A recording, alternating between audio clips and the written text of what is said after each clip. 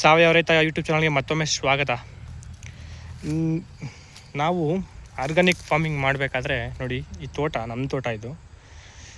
ಇದು 5-6 ವರ್ಷದಿಂದ ಉಳುಮೆ ಮಾಡಿಲ್ಲ. ನನಗೆ ಈ ಒಂದು ಕಳೆನ ಮೇಂಟೈನ್ ಮಾಡೋಕ್ಕಾಗ್ತಾಯಿಲ್ಲ. ನೋಡಿ, ಇದೊಂದು ಕಳೆ, ಇದು ಯಾವ ಕಳೆ ಅಂತ ಗೊತ್ತಾಗ್ತಿಲ್ಲ. ಥರ ಬರ್ತಾಯಿದೆ. ಎಷ್ಟೇ ಕಿತ್ತರೂ ಪದೇ ಪದೇ ಮತ್ತೆ ಬರ್ತೈತೆ. ಕಿತ್ತಾಕಿದ್ರೂ ಹೋದ ವರ್ಷ ಇದೆಲ್ಲ ಕ್ಲೀನ್ ಮಾಡಿದ್ದೆ, ನೋಡಿ ಮತ್ತೆ ಬರ್ತಾನೆ ಇದೆ. ಬಟ್ ಇದಕ್ಕೆ ಪರ್ಮನೆಂಟ್ ಸೊಲ್ಯೂಷನ್ ಏನಾರು ಇದ್ದರೆ ಯಾರಾದರೂ ಎಕ್ಸ್ಪರ್ಟ್ ರೈತರುಗಳು ದಯವಿಟ್ಟು ತಿಳಿಸಿ.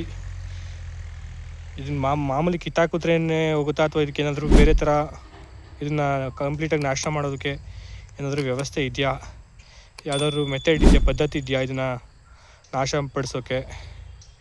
ಯಾರಾದರೂ ಇದ್ದರೆ ದಯವಿಟ್ಟು ತಿಳಿಸಿ. ನೋಡಿ, ಈ ಬದಿನ ಮೇಲೆ ಪೂರ್ತಿ ಹಂಗೆ ಬೆಳ್ಕೊಬಿಟ್ಟಿದೆ.